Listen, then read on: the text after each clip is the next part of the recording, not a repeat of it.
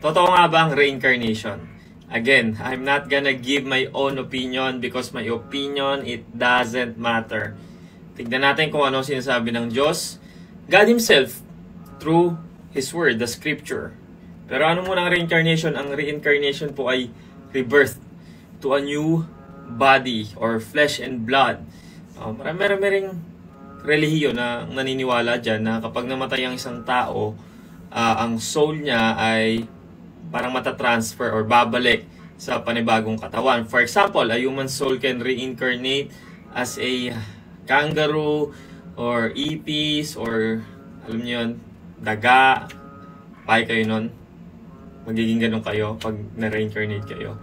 So, sobrang unbiblical nito. Una, walang proof ng reincarnation.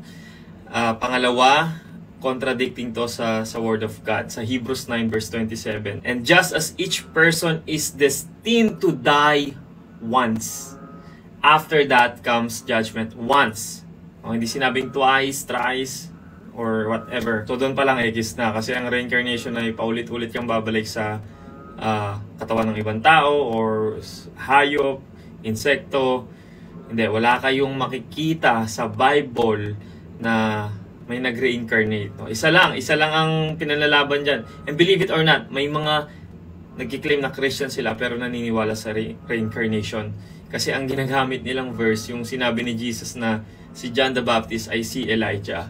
But you need to read it in full context. Kasi sa John 1 verse 21, mismong si John the Baptist ang nagsabi na hindi siya si Elijah. Well then, who are you? They asked. Are you Elijah? Sumagot si John the Baptist. No, he replied. So mismo si John the Baptist direktang sinagot na I'm not Elijah, hindi ako reincarnation ni Elijah. At wala kayong makikita sa Bible na gano'n na nag-reincarnate para magkaroon ng second chance.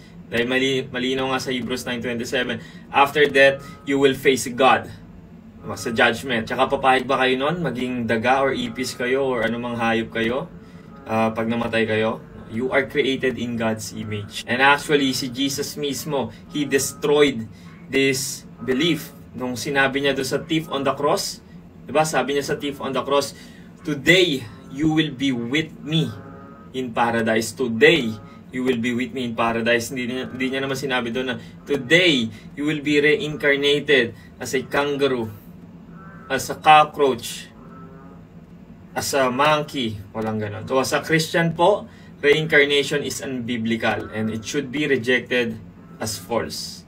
If at least you claim to be a Christian, dapat laging ang authority ng paniniwala mo ay salita ng Diyos, wala nang iba.